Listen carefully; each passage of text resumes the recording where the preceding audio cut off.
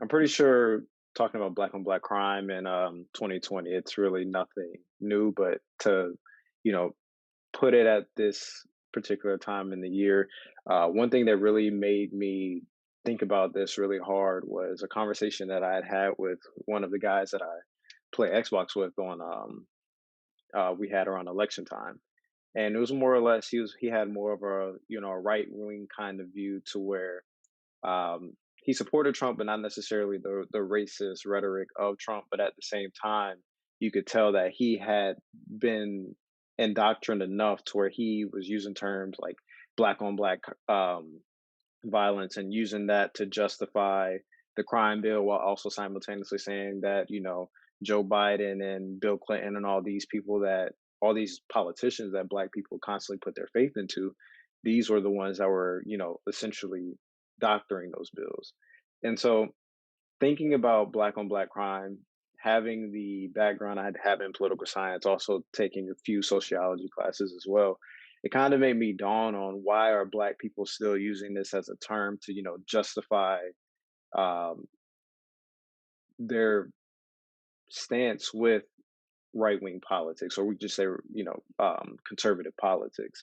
And so just taking a look back on when everything started, really black on black crime was a term that was used first and foremost by black people, but it wasn't used with the intention of or with the intent that it now has today.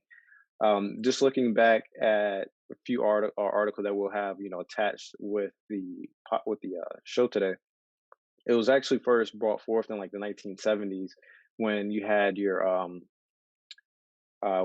your civil rights activists and just activists in general, going to Washington or, state legislation and bringing up the concern about the amount of deaths that have been happening in black neighborhoods as a result of black people. And they were essentially pinpointing that these deaths are happening within these communities because they're either A, over police, or B, under police.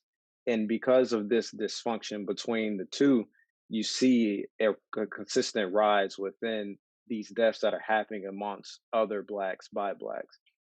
So um, taking that into consideration, the true origin of the term, yes, it has some validity, but at the same time, with the intention behind it, we kind of bring it forth today where we actually look at the term and we realize that black on black violence, while it does exist, it's in a mythological standpoint because um, black on black violence in itself is just a byproduct of the residential segregation and concentrated poverty that our communities are undergoing, from the early 19th century up till today. And I mean, you can easily even base it all the way back to, slavery days.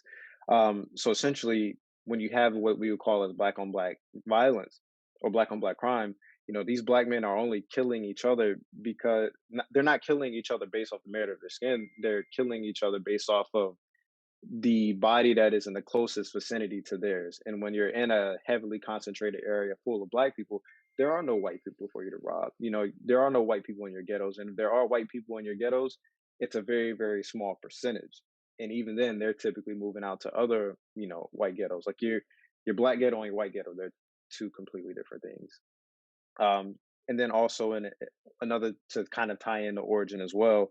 Um, when this term was first coined, there was a Chicago columnist named Warren Saunders. He was invited to speak at a seminar on what was newly coined as black on black violence. So he reached out to members of the black community. And he was essentially told by these members of the community that are partaking in this crime is that if I go up to a white suburb and commit a crime, the man police is going to be on me within a matter of seconds. But if I commit a crime within the black community, the chances of me getting caught are extremely unlikely. So the crime is there to be committed in these white communities, but the likelihood of being caught is a lot higher than committing them in the black communities. So you kind of have to look at it from that perspective in the sense of black on black violence. It has existed, but it has happened because of this racial segregation, residential segregation, and then the extreme poverty that has came with that.